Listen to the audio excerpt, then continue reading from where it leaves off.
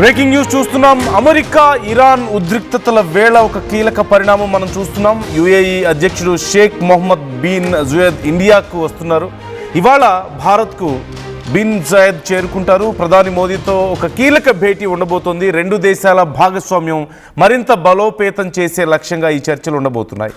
కీలక రంగాల్లో ద్వైపాక్షిక సహకారాన్ని విస్తరించడంపై కూడా దృష్టి పెడుతున్నారు.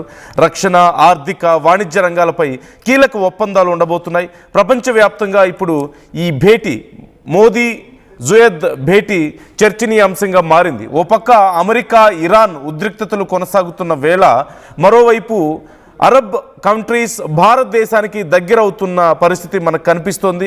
ఇప్పుడు ఈ పరిణామం చాలా కీలకంగా మారింది. మరోవైపు Gaza peace plan second phase మొదలవుతున్న నేపథ్యంలో ఇప్పుడు ఈ గాజా పీస్ బోర్డుని ఒకదాన్ని ఏర్పాటు చేస్తున్నాడు ట్రంప్. ఈ బోర్డుకి ట్రంపే చైర్మన్గా ఉండబోతున్నాడు. ఈ బోర్డులో మెంబర్గా ఉండాలి అంటూ భారత్ని సైతం కోరడం జరిగింది. ఇప్పటికే మోదీని కూడా ట్రంప్ కోరడం జరిగింది. ఈ విషయానికి సంబంధించి చాలా పెద్ద చర్చ జరుగుతోంది. దీంట్లో అసలు ఎవరెవరు మెంబర్స్గా ఉంటారు అనేది చాలా కీలకమైనటువంటి అంశంగా మారింది. As per the White House details చూస్తే దిస్ బోర్డ్ ఆఫ్ పీస్, దీంట్లో ఎవరెవరు ఉంటారు? US secretary of state Marco Rubio, అలాగే former British prime minister Tony Blair, Trump's special envoy Steve Witkoff, అలాగే World Bank president Ajay Banga and Trump's son in law Jared Kushner, వీళ్ళందరూ కూడా మెంబర్స్గా ఉంటారు. దీనికి చైర్మన్గా ట్రంప్ ఉంటారు. ఇప్పుడు గాజా పీస్ ప్లాన్కి సంబంధించి సెకండ్ ఫేజ్ వర్క్కి సంబంధించి ఇప్పుడు వర్క్ నడుస్తుంది. ఈ నేపథ్యంలో ఇప్పుడు భారత్ ఇందులో చాలా కీలకంగా మారబోతోంది. మరోవైపు ఈ వరుస విజిట్లు కూడా చాలా కీలకంగా మారాయి. ఇప్పుడు యుఏఈ ప్రెసిడెంట్ మొహమ్మద్ బిన్ ఇప్పటికీ ఇది మూడోసారి భారతదేశంలో పర్యటిస్తున్నారు. అఫీషియల్ విజిట్గా కనిపిస్తోంది. లాస్ట్ 10 yearsలో ఇది 5th అయితే రీసెంట్గా వరుసగా దిస్ ఈజ్ థర్డ్ టైం అంటూ తెలుస్తుంది. అయితే ఇది చాలా షార్ట్ టర్మ్ ఉండబోతుంది. ఈ మీటింగ్ కేవలం 2 గంటల పాటు మాత్రమే కొనసాగబోతోంది. ఈ 2 గంటల మీటింగ్లో చాలా కీలకమైనటువంటి ఒప్పందాలు ఇరు దేశాల మధ్య ఉండబోతున్నట్లుగా తెలుస్తోంది. అలాగే సెప్టెంబర్ 2024లో ఇటు Abu Dhabi prince Mohammed bin Zayed కూడా భారత్లో పర్యటించారు. అలాగే 2025 ఏప్రిల్లో Sheikh Hamdan bin Mohammed prince of Dubai కూడా భారత్లో పర్యటించడం. వరుసగా అరబ్ కంట్రీస్ కీలకమైనటువంటి నాయకులు భారతదేశంలో పర్యటిస్తూ ఉండడం అనేది చాలా దేశాలకు మింగుడు పడిన పరిస్థితి. ముఖ్యంగా ఇరాన్కి సంబంధించి ఇప్పుడు కీలకమైనటువంటి చర్చలు జరుగుతున్న ఈ సమయంలో యుఏఈ ప్రెసిడెంట్ భారతదేశానికి రావడం అనేది చాలా కీలకంగా మారింది. ఓవైపు సౌదీ వర్సెస్ యుఏఈ మధ్యలో ఉన్నటువంటి పరిస్థితి కూడా ఎంత ఉద్రిక్తంగా ఉందో మనం చూస్తూనే ఉన్నాం. భారత్ చాలా కీలకమైనటువంటి రోల్ ఇప్పుడు పోషించబోతుంది ఈ విషయంలో. ముఖ్యంగా ఈ గాజా పీస్ బోర్డు విషయంలో భారత్ వన్ ఆఫ్ ది మెంబర్గా ఉండబోతోంది. అండ్ భారత్ చాలా క్రూషియల్ రోల్ ఉండబోతుంది. గాజా పీస్ ప్లాన్లో భాగంగా సెకండ్ ఫేజ్లో భాగంగా పెద్ద ఎత్తున ఈ ఒప్పందాలు జరగబోతున్నాయి. ఓవైపు అక్కడ ఇన్ఫ్రాస్ట్రక్చర్ని డెవలప్ చేయడంలో కానీ, లేదంటే అక్కడి సైనిక స్థావరాలకు సంబంధించి సైనిక శక్తిని పెంచడానికి సంబంధించి కానీ, లేకపోతే అక్కడి వనరులను ఉపయోగించుకునే విషయంలో కానీ, ఇలా అన్ని రకాలుగా భారత్తో చాలా కీలక ఒప్పందాలు జరుగుతున్నాయి. At the same time Bharat అక్కడ వన్ ఆఫ్ ది కీలకమైనటువంటి మెంబర్గా ఉండబోతోంది.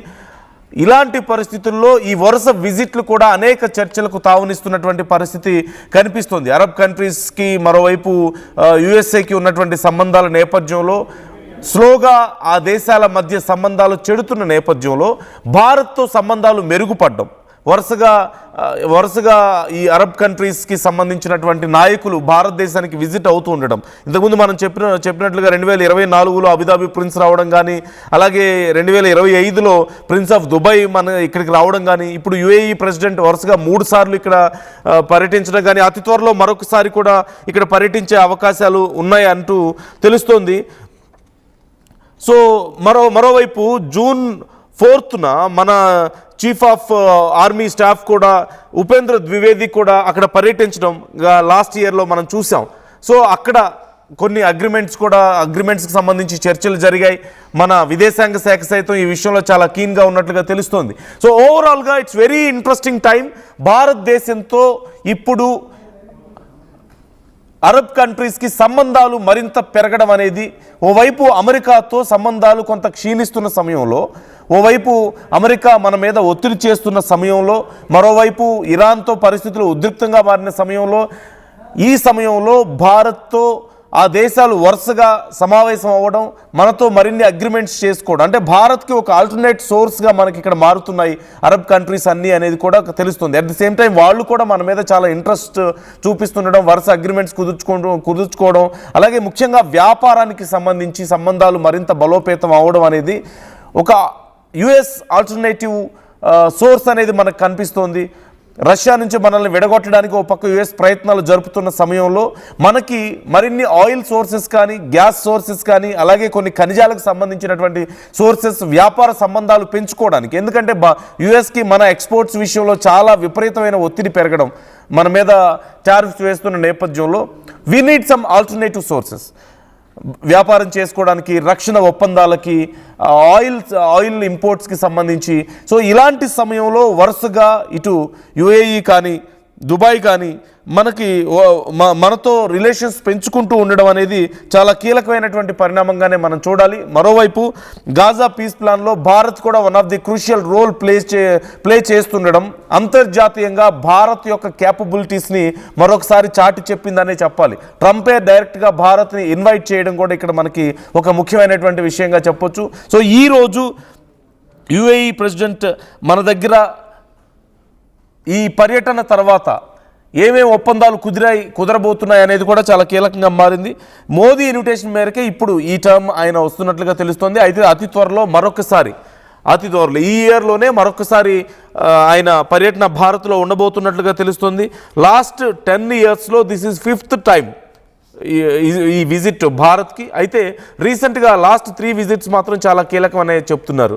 సో ఈ ఇయర్లో నెక్స్ట్ విజిట్ టైం కల్లా మరింత బలోపేతమయ్యే అవకాశాలు కనిపిస్తున్నాయి. భారత్ యుఏఈ మధ్యలో ఈ ట్రాన్సాక్షన్స్ అన్నీ కూడా మరింత పెద్ద ఎత్తున వ్యాపార సంబంధాలు పెరగబోతున్నాయంటూ తెలుస్తుంది. అంతర్జాతీయంగా కూడా భారత్ రోల్ అనేది చాలా కీలకంగా మారింది. యుఎస్ఏ ఒత్తిడిని తట్టుకుంటూ, టారిఫ్స్ ఒత్తిడిని తట్టుకుంటూ, మన ప్రజల అవసరాల కోసం రష్యాతో సంబంధాలను కొనసాగిస్తూనే, మరోవైపు అమెరికాతో దెబ్బతిన్నటువంటి వ్యాపార సంబంధాలని అక్కడ మనం నష్టపోకుండా ఆల్టర్నేటివ్ సోర్సెస్ని వెతుక్కునే పనిలో భారత్ ఉంది. దాంట్లో భాగంగా ఇప్పుడు వరుసగా అరబ్ కంట్రీస్తో మనం రిలేషన్షిప్స్ పెంచుకుంటూ ఉండడం అమెరికాకి కొంత మింగుడు పడిన పరిస్థితి కనిపిస్తుంది. మరోవైపు ఈ మధ్య అమెరికా వ్యవహరిస్తున్నటువంటి తీరు వల్ల కొంత అరబ్ కంట్రీస్ అమెరికాకి దూరంగా జరుగుతున్నటువంటి పరిస్థితి కనిపిస్తోంది. మనం చూస్తూనే ఉన్నాం. EU కంట్రీస్ అన్నీ కూడా, యూరోపియన్ యూనియన్ కంట్రీస్లో కూడా ఒక చీలిక రావడం యుఎస్ విషయంలో. ఇప్పుడు ఒక 8 కంట్రీస్ మీద ట్రంప్ టారిఫ్స్ వేయడం కూడా మనం చూస్తున్నాం. February 1 నుంచి ఈ టారిఫ్స్ అమల్లోకి రాబోతున్నాయి. ఒకవేళ కనుక గ్రీన్లాండ్ విషయంలో ఇలాగే అడ్డుపడితే జూన్ 1కి అవి 25%కి పెరుగుతాయంటూ కూడా చెప్తున్నాడు ట్రంప్. ఈ నేపథ్యంలో నెక్స్ట్ ఆల్టర్నేటివ్ ఏముంది, బలమైన దేశాలు ఏమున్నాయన్నప్పుడు జనరల్గా రష్యా, చైనా, భారత్ లాంటి దేశాలే కనపడుతున్నాయి.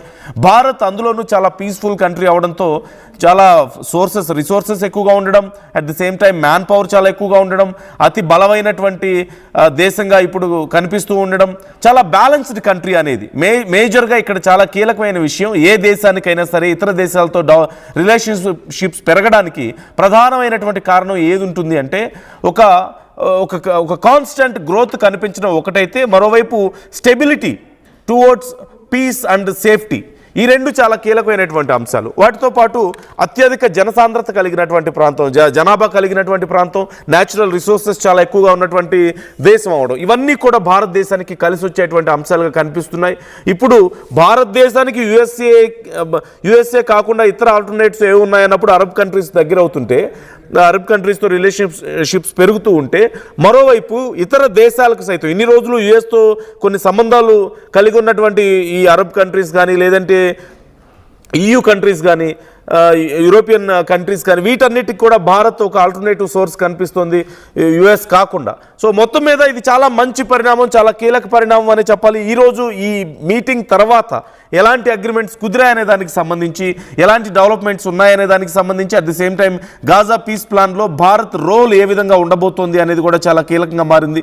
అన్ని అంశాలకు సంబంధించి ఎప్పటికప్పుడు మేము అప్డేట్స్ అందిస్తూ ఉంటాం. మీ అభిప్రాయాలు కూడా మాతో షేర్ చేసుకునే ప్రయత్నం చేయండి.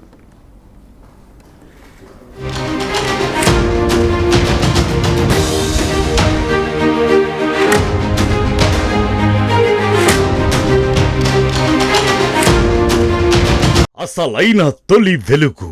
ఫాలో వాట్సాప్ @తొలి వెలుగు official.